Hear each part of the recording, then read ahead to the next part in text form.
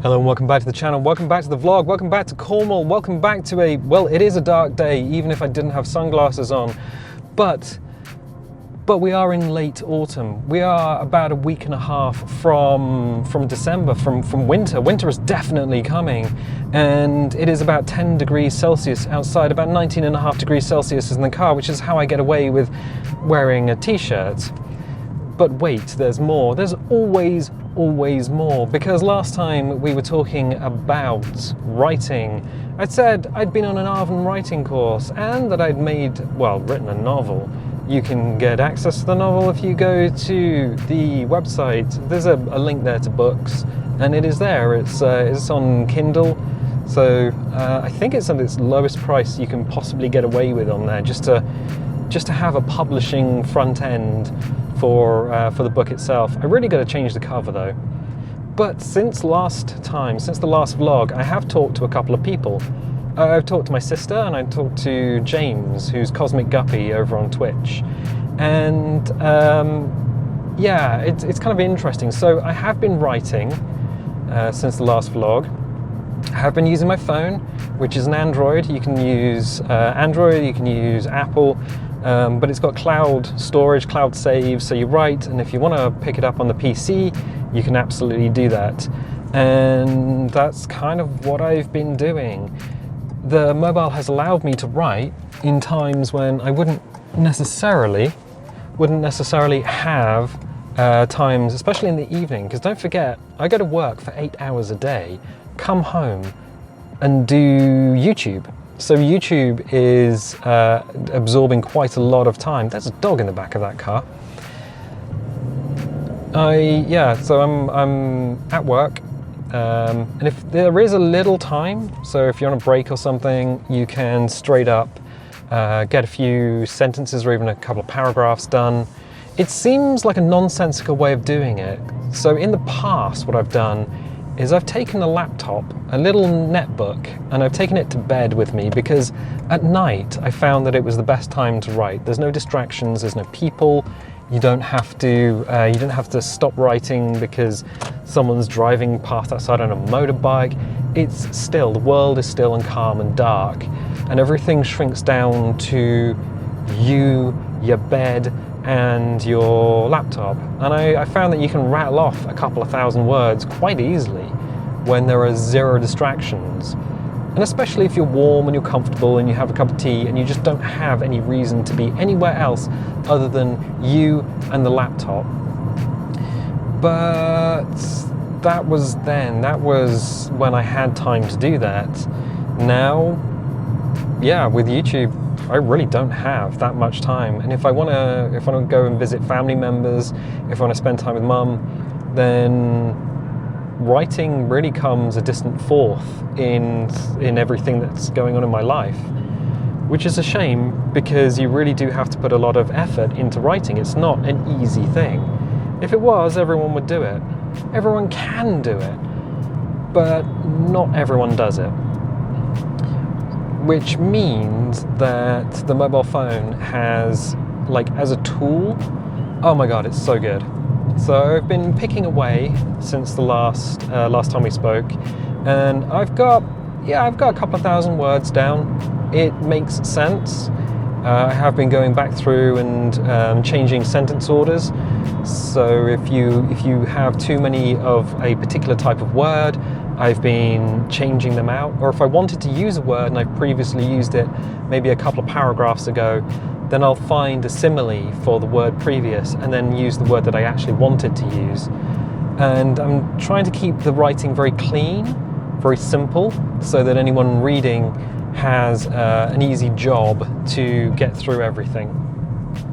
One of the top tips, so I have a few top tips that have come out of doing this on my phone, some of which I meant to talk about last time but kind of forgot, and some of which have come out since doing the writing. One of them is that if you want to know if your story makes sense, if you want to know if it's easy to read, one of the best ways to do it is simply to read it out to yourself, read it out aloud. And if it makes sense when you read it out aloud, if it's easy for you to read out aloud, then that's good. That's a nice, smooth sentence. If you're finding it very difficult to read to yourself in the quietness of, well, wherever you happen to be reading, then you might find that your sentence structures, there's too many syllables, or there's too many repeated words, or the sentences run on a little too long. So you might need to just streamline everything a little bit. So that's definitely a top tip. Another top tip, which actually comes from the world of cinema and the world of making film, is the setup and payoff. So one of the things that I've been doing is, so just to catch everyone up, what I'm planning on doing is writing an anthology of short stories, at least 3 short stories, then putting up on Kindle as a package, like as a book, as an anthology. That's literally what that means. So the first one is a dream that I had, and I talked to my sister about this, and she said, "Oh, that's really cool that you had a dream that affected you so much that you would tweak it and write it down." So that's what I've done. I've literally taken that and expanded on it, added a protagonist, added other characters. I actually told my mum about the dream, and mum was like, "Oh, that's weird." Well, yeah, okay, but my sister is the one who's into horror novels and horror writing, and I go with her opinion and her suggestions, and what she said is just go with it. Because I asked, how dark can I go? How messed up can I go? And she said, if you write it, there is somebody out there who will read it. There is always somebody for whatever you write. And I'm like, cool. That means that I can just basically go weapons free and put down what I want to put down. It's not body horror, it's not Saw, it's not Hostel, it's not anything that's super gross, but it's also, I just don't want to, I don't want to limit myself just in case someone else is like, actually that's not very nice. It's horror, it's not supposed to be nice, but it is supposed to be readable, it's supposed to be entertaining. So as long as I don't crisscross into just writing, I guess torture porn is a term that's been bandied around. I wouldn't do that. That's not what I'm aiming for. But as long as you don't do something like that, then you should be okay, or at least I should be okay. So the setup and payoff. What I've been doing is adding little hints as to how the story is going to end, because the first story is essentially just an A to B story. You have a protagonist, something is going to happen, and it happens. And there's that building dread of, oh God, why is this happening? How is everyone okay with this? And it's just a gentle sort of, it's like getting into a bath, it's just a gentle story with just a definite ending. So the setup and payoff is something you use in film, and that is setting up items or ideas before they're used. So put them into the story early on, and then when it comes towards the end of the story and people are like, oh, that was mentioned early on, that's what you want to get. So a good example of that is Chekhovs' gun. We're not going to crash into those cars, car. Yeah, a good example of that is Chekhov's gun. So in story writing, what you have is Chekhov's gun. So Chekhov's gun is where you introduce, say, a gun. It is mentioned, it is shown, it is revealed, and then you don't do much with it until later on in the story when it's used. It appears, so it must be used.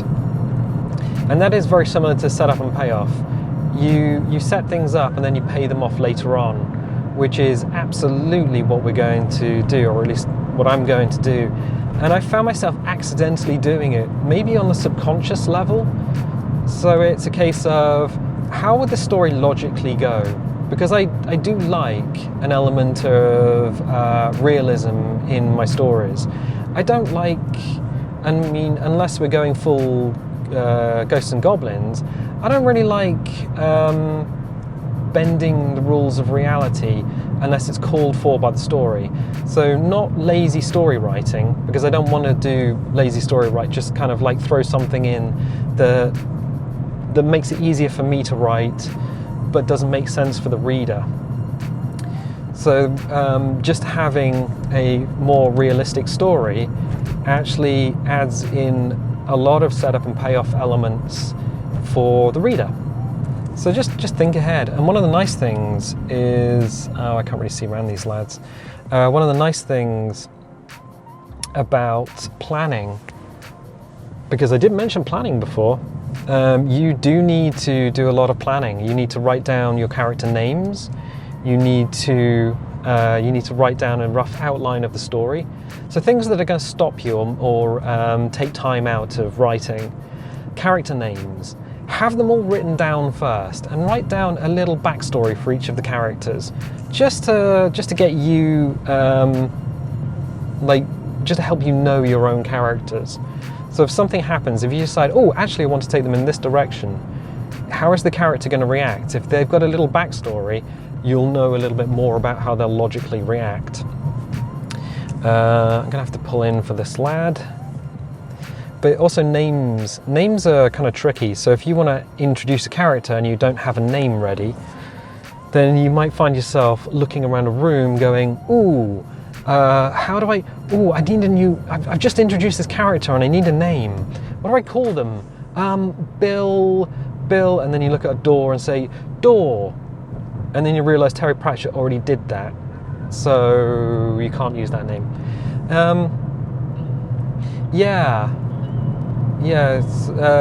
But in planning, it does mean that you can quite easily add a little setup and payoff here and there, quite subtly sometimes very subtly, that wouldn't appear until like a second or even third read through. Not so subtle that it's obscured from the reader. You're not trying to outsmart a reader. You're trying to make a good and entertaining experience. But with that planning and with that forethought, you can just add little hints as to what the future of the story is going to hold. And that's kind of neat. It's not Chekhov's gun, because you don't need to revisit those elements. But at the same time, they are there, and they're like a little hint for the future. We should have gone through Marazion. We should have. I did say we would probably do that one time. Not today. I was kind of on autopilot. Good. Apart from that, no, I'm just kind of progressing gradually. It's kind of good to take time when you're writing a story, because you can mull over elements in your mind, and not even consciously. You can say, oh, I've written everything that I need to write. I'm at a point that feels good. I can stop now. But I don't really know how I'm going to progress from here on out. I need to describe a room or an area or an emotion. How do I do this? And you just leave your subconscious to work on it. So you come back maybe in an hour's time or in a day's time or whenever it is you next get back to your story, and you're just like, oh, this is how I do it. Because your brain has been working on it all of that time. I think ideas, people are quite often afraid that if they write down everything in a story, they will run out of ideas and they will just end up dry. But ideas, and I've heard it described, are like a stream. Yes, you may take a lot of ideas out of your stream of consciousness, but even though it seems like the stream may dry up, just give it time and it gets wet again, it fills up, it starts running and flowing. And that is very, very true. You'll never run out of ideas as long as you're able to think. So yeah, don't worry about that. And don't worry about taking time out of writing just to think about things. Maybe just sketch a few more ideas down in your notes. You can always change your notes. And for the story that I'm writing, I do have notes. They're not extensive. They are not extensive. They're character names and just kind of a general outline of how things are going, because it literally is an A to B story, this first one. And in doing that, I went and checked the notes. In fact, I checked them earlier on, and it turns out that even though I've written a couple of thousand words, I'm only about 6 lines into the notes. Now, to be fair, a lot of them, a lot of the bulk of the notes are actually just points where I want to get to. But yeah, it's kind of nice to see that I haven't just blown through every idea and story, and now I'm having to busk my way through to the end. Because the end is where I wanted to get to. The end is the payoff for this particular short story, and that's the exciting bit. That's the bit that I want to write. The hard bit is the introduction, the lead in, and I think I've got that down. There will be another pass. I'll need to read through and either expand on ideas or correct ideas as I'm reading through. But I'll do that once the story is complete. So once I've completed the short story, what I'll then do is read it through, make some corrections, probably grammatical corrections, smoothing out sentences, just making it easier to read. I'm not worried about word count. When you're not worried about word count, it's a lot more freeing, a lot easier to write, to be honest. So that's nice. Yeah, so I guess if I have advice, plan, add in, set up some payoffs, read through your work aloud, and then once it's done, reread it, and don't worry about word count. You can always lose words. If it makes it easier to read, you can always lose words. And especially if you're self-publishing, what does it matter? It really doesn't. So I would say, yeah, I'm happy. I'm probably a little bit further forward than I thought I would be by this point in terms of short story writing. But I'm kind of glad that I'm actually doing it and having those moments to get on it. So yeah. Cool, well once again, we're here. I don't want to be here, but got to get beans. I would say, once again, thank you for everyone who's donated using coffee. So I'm gonna go in here. I hope this lad doesn't go up my butt. Yeah, so the donation system available on the website and underneath the videos. Very, very happy, thankful. Those are the words. Very thankful for everyone who's done that. Electricity is bloody expensive, gonna be honest. Haven't even turned the heating on this year. Gonna wait for the next bill to see how good or bad that is. But yeah, no, that does help. So if you're like, ooh, I don't know if the donations are helping. Yeah, they really do. It's a safety net in case the electricity bill is just like pants on head crazy. I have been thinking about ways of rewarding people who donate to coffee. So at the moment, if we get like was it $100 in a month, I'll write a unique short story and narrate it on the channel. But I'm wondering if I give you guys producers credits at the end of videos or something. So if you are watching this and you do donate, obviously double check to make sure you can still afford it. I don't want anyone donating that can't afford it. 100%. I mean, I don't know what other YouTubers are like, or I'm not a YouTuber. What am I saying? I don't know what other people who upload to videos are like when it comes to that sort of thing. But I would say, yeah, if you can't afford it, don't worry about it. If you don't want to do it, don't worry about it. I'll still be here. Yeah, okay, cool. Well, thank you for watching. This has been a little bit longer. I mean, we've been parked a little bit longer than I would have liked. If you haven't already, please like and subscribe to the channel. If you want notifications, click the little bell and I'll tell you what. I'll catch you next time.